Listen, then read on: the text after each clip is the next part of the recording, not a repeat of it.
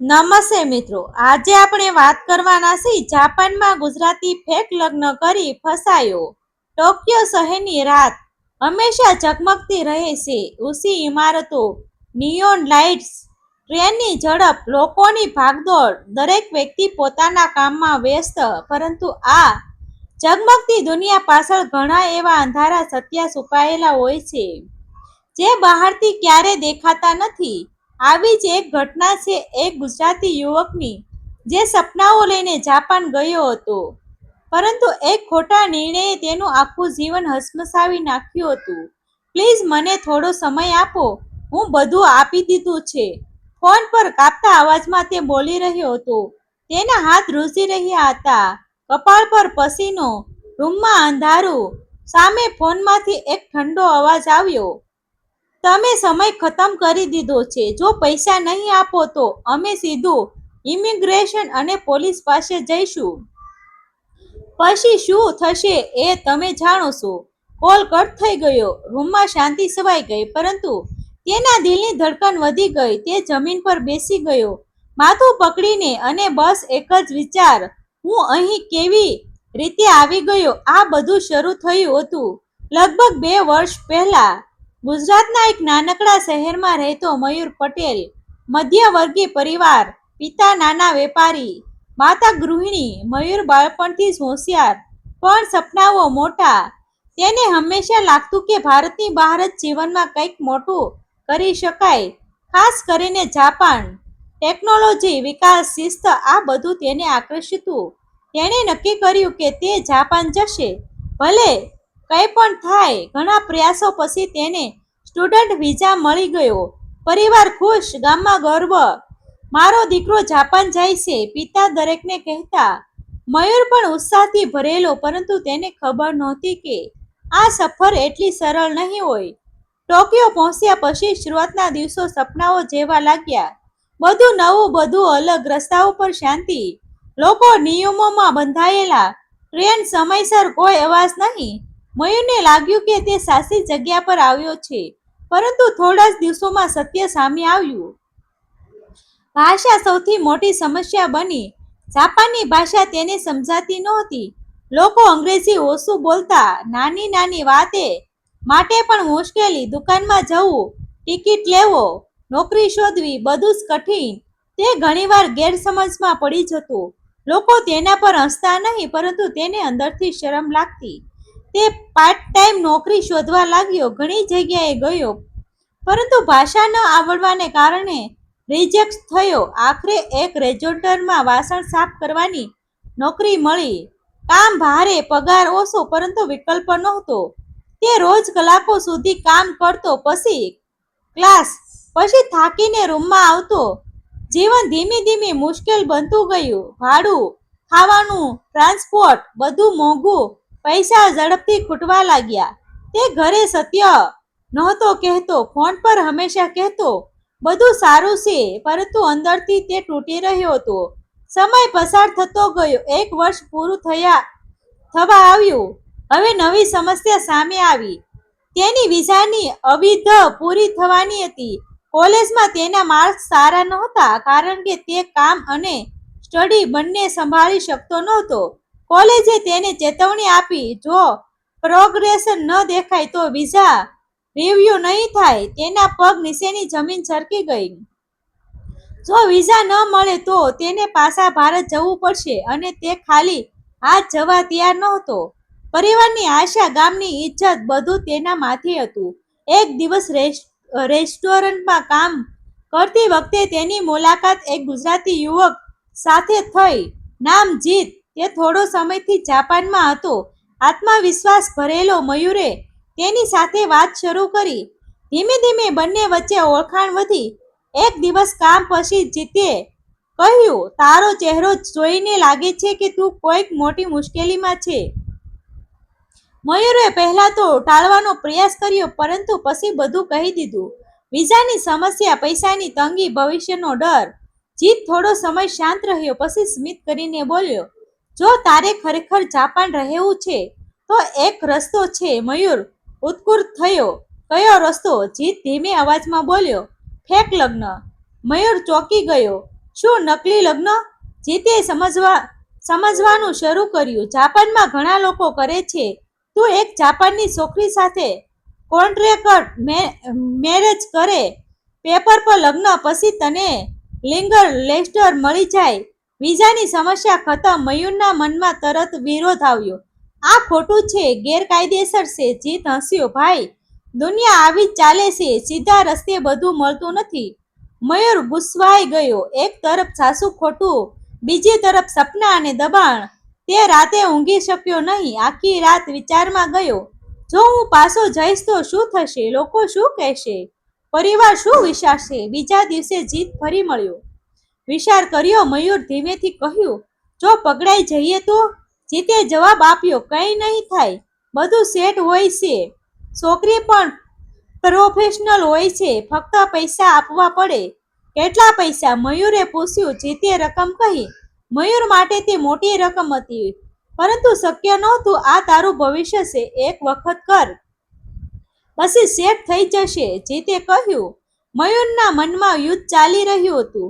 તે જાણતો હતો કે આ રસ્તો ખોટો છે, પરંતુ તેની પાસે વિકલ્પ ઓછા હતા. દિવસો પસાર થયા. વિઝાની ડેડલાઇન નજીક આવતી ગઈ. દબાણ વધતું ગયું. એક સાંજ તે ટોક્યોની રોડ પર એકલો ચાલી રહ્યો હતો. આસપાસ લોકો, લાઇટ્સ, અવાજ, પરંતુ તેના અંદર શાંતિ નહોતી. તે રોક્યો, આંખ બંધ કરી અને અંતે નિર્ણય લીધો. તે જીતને ફોન કર્યો. હું તૈયાર છું. આ નિર્ણય તેના જીવનનો સૌથી મોટો ટર્નિંગ પોઈન્ટ હતો. થોડા દિવસ પછી જીતે તેને એક વ્યક્તિ સાથે મળ્યો. એક એજન્ટ, શાંત સ્વભાવ, ઓછું બોલતો. તેને સમગ્ર પ્રક્રિયા સમજાવી.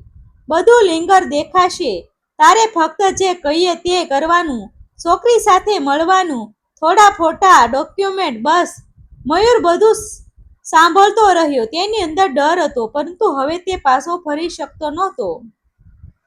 એજન્ટે અંતે કહ્યું, એક વાત યાદ રાખજો, આ ગેમમાં એન્ટ્રી સરળ છે, પરંતુ બહાર નીકળવું એટલું સરળ નથી. મયુરે તો વાતને ખાસ ધ્યાન આપ્યું નહીં. તેને લાગ્યું કે બધું કંટ્રોલમાં રહેશે, પરંતુ હકીકત કંઈક બીજું જ હતી. મયુર હવે એ રસ્તા પર ચાલી રહ્યો હતો જ્યાંથી પાછું ફરવું મુશ્કેલ હતું. એજન્ટ સાથે મુલાકાત પછી થોડા જ દિવસોમાં તેને જાપાનની યુવતી સાથે મળવાનું નક્કી થયું.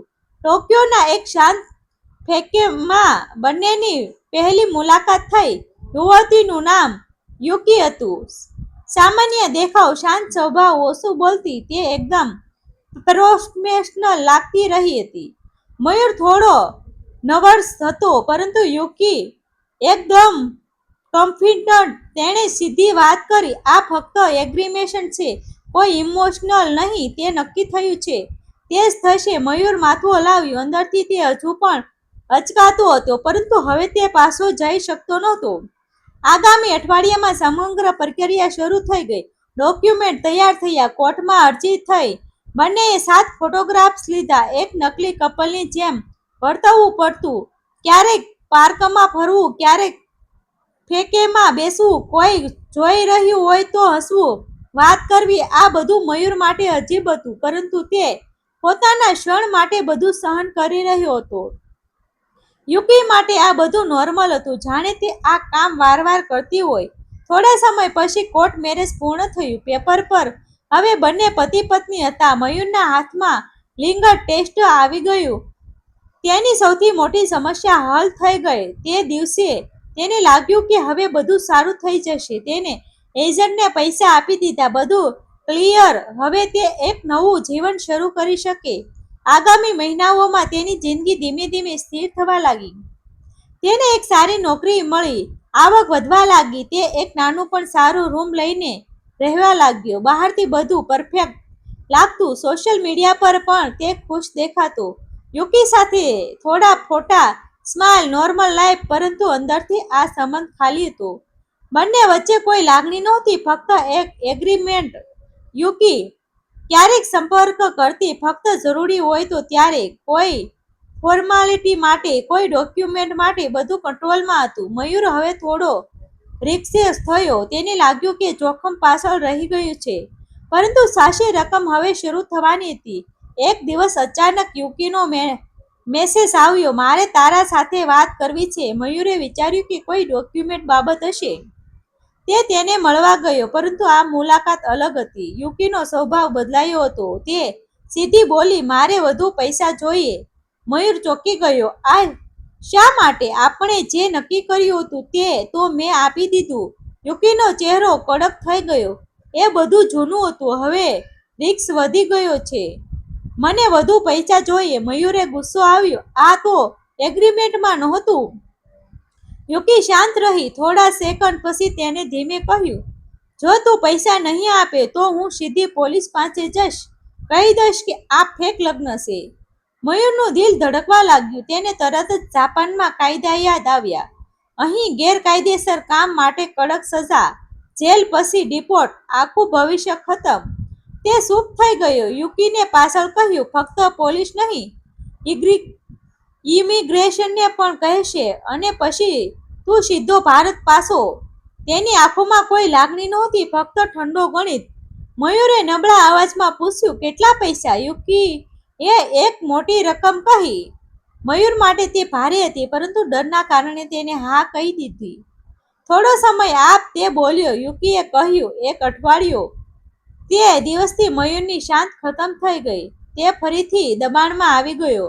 તે દિવસ રાત પૈસા જોડી રહ્યો હતો, બચત, મિત્રો પાસેની ઉધાર. થોડા દિવસોમાં તેણે રકમ એકઠી કરી અને યુકીને આપી દીધી. મયુરે વિચાર્યું કે હવે બધું સમાપ્ત થશે, પરંતુ આ તો ફક્ત શરૂઆત હતી. થોડા અઠવાડિયા પછી ફરી મેસેજ આવ્યો, મને ફરી પૈસા જોઈએ. આ વખતે મયુર ગુસ્સે થયો. હવે શું? યુકીનો જવાબ એક જ, રિસ્ક હજુ છે. હવે મયુરને સમજાયું કે આ એક ચક્ર છે જે બંધ થવાનું નથી. તે ધીમે ધીમે બ્લેકમેઇલનો શિકાર બની રહ્યો હતો. દરેક વખત તે પૈસા આપે અને થોડા સમય પછી ફરી માંગે આવે. તેની સ્થિતિ ખરાબ થવા લાગી. કમાણી હોવા છતાં પૈસા બચતા નહોતા. ઉધાર વધતો ગયો.